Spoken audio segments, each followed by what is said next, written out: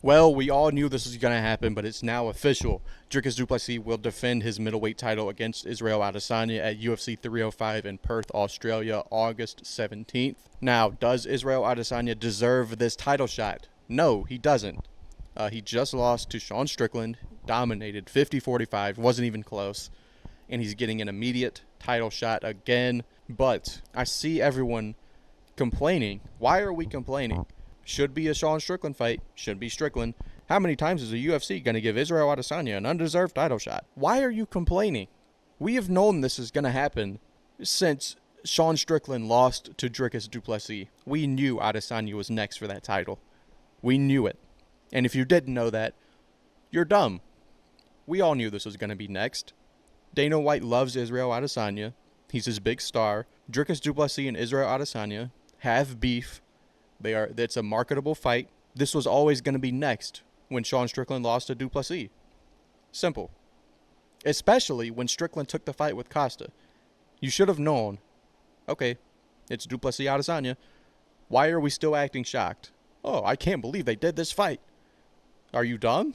And I don't mind this. We just came off of Alex Perez Tatsuro Taira main event in 2024. So,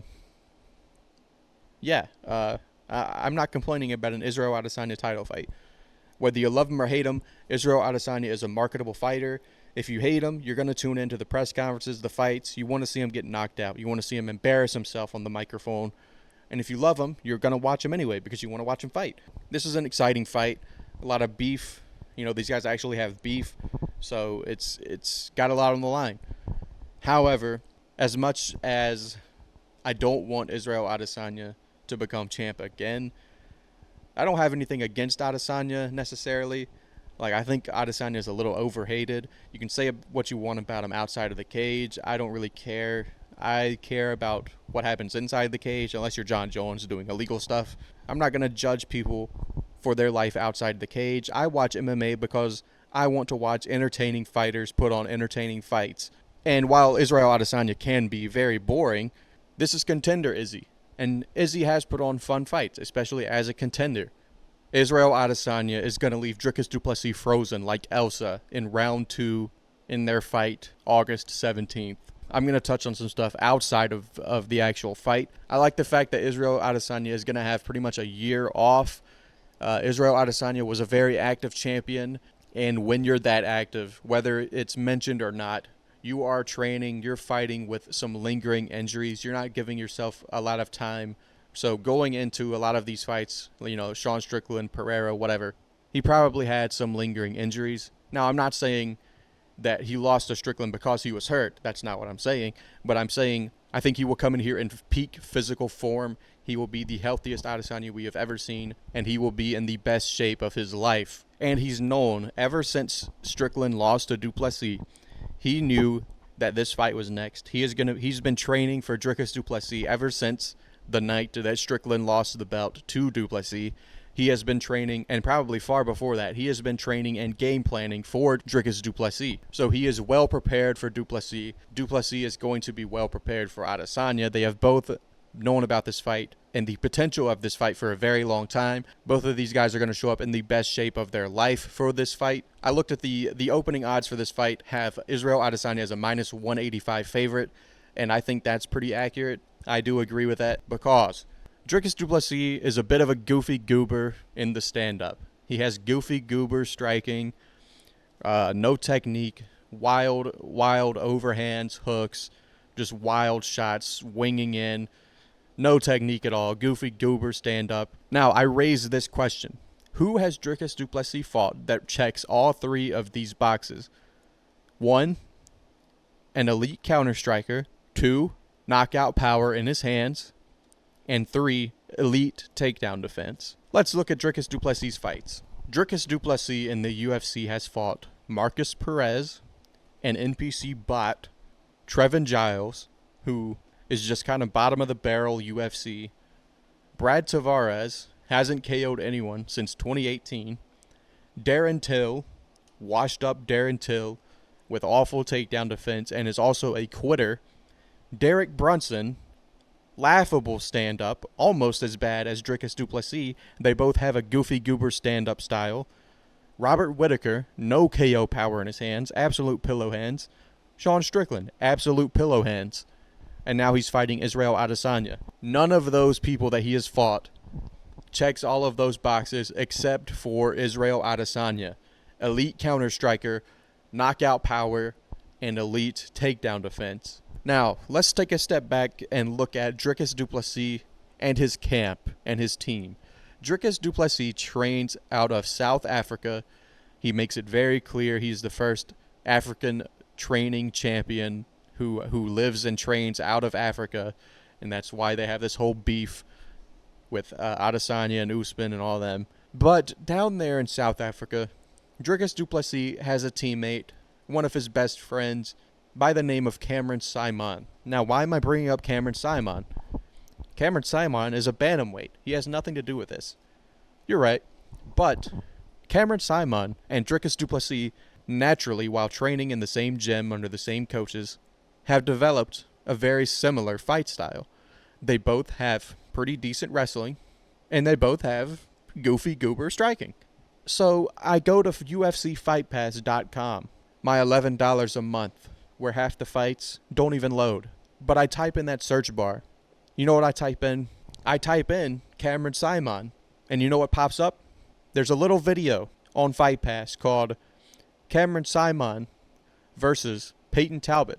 I click on that video, and I see what happens when the goofy goober South African striking style faces someone who can counter-strike and has knockout power. Cameron Simon, in a fight with another up-and-coming prospect, the odds are close, people were 50-50 on this. Peyton Talbot put Cameron Simon in the mud, absolutely dominated him from start to finish, obliterated him in round 2, timed a knee, dropped him on a takedown, and at the start of round 2, Cameron Simon, with his goofy goober, no technique striking, gets dropped by a check hook from Peyton Talbot and put down and out with ground and pound in round 2. Dricus Du Plessis has not faced his Peyton Talbot. Israel Adesanya is Dricus Du Plessis' Peyton Talbot.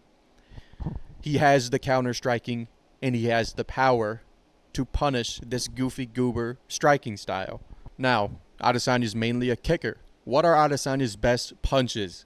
He's got a really nice straight right hand. He was landing that on Alex Pereira all throughout their fights. And he's got a really nice check left hook. He landed that on Robert Whittaker. He knocked him out twice in one fight with the same shot, I'm pretty sure. And he landed that on Paulo Costa. He can catch Dricus Du Plessis with either one of these shots. Mainly the hook is what I'm looking at. Dricus Du Plessis likes to blitz in, throw wild haymakers with no technique, with his hands down. Israel Adesanya can catch him fighting off the back foot, pull back counter, left hook, can drop Dricus Du Plessis as he's blitzing in with his no technique striking stand-up, goofy goober style. And I think that's what's going to happen. I think Adesanya will catch him with that hook, blitzing in. The first round, Adesanya is going to chew up the leg of Dricus Du Plessis, get him worried about the leg kicks. Dricus Du Plessis is going to be kind of patient, trying to find his shot, find his timing on Adesanya, maybe try a couple of takedowns. I think they'll be stuffed. I'll get to the wrestling in a minute. And then round 2, I think Dricus Du Plessis is going to commit to a blitz, and Adesanya will find that check left hook and put Dricus Du Plessis out cold, frozen like ELSA, and new middleweight champion of the world. And I've failed to mention one thing, and it's what you're all wondering, the wrestling. Dricus Du Plessis is going to go out there and ragdoll Adesanya, finish him with a sub, TKO, to ground and pound, something like that. And to that I say, who has he ragdolled? Tell me that. Who has he ragdolled? Robert Whittaker? Robert Whittaker, he's a former welterweight, small, tiny, frail little child that can get tossed around because he's tiny for the division. Darren Till? Sure, he took down Darren Till multiple times. Dricus Du Plessis had the back of Darren Till with a body triangle locked in, and Darren Till got up and out of it. He also got back to his feet from multiple other takedowns, and then eventually in the final round, Darren Till gets taken down again, and Dricus Du Plessis locks in like a face crank, I think, and Darren Till taps immediately. Doesn't even fight the hands, doesn't try. He's a quitter, and he gave up. But Darren Till had success defending the takedowns. Who else has he ragdolled? Derek Brunson? Did he even take down Strickland? Did he even attempt to take down? I can't remember. I think that was a stand-up fight through and through. Is he going to take down Adesanya, who has historically good takedown defense? And when he does get taken down, he gets back to his feet? I don't think so. I don't think that's a realistic path. I don't think he can take down Adesanya and hold him there. Adesanya is not Robert Whittaker. He's not a tiny little frail boy that you can hold down and out-muscle. He's tall. Those taller guys, 6'4", they are tougher to get down. They have good balance, hard to get to the ground, and Adesanya is really good at just getting back up off of takedowns. I don't think Du Plessis is going to be able to hold down Adesanya, much less get him down and choke him out, or get him down and find Mount. Is he really going to find Mount and TKO Adesanya? I really doubt it. I don't see that happening. I think this is going to be a stand-up fight, and if this is a stand-up fight, Dricus Du Plessis' goofy goober striking style is getting exposed, finally, by someone with counter-striking and power.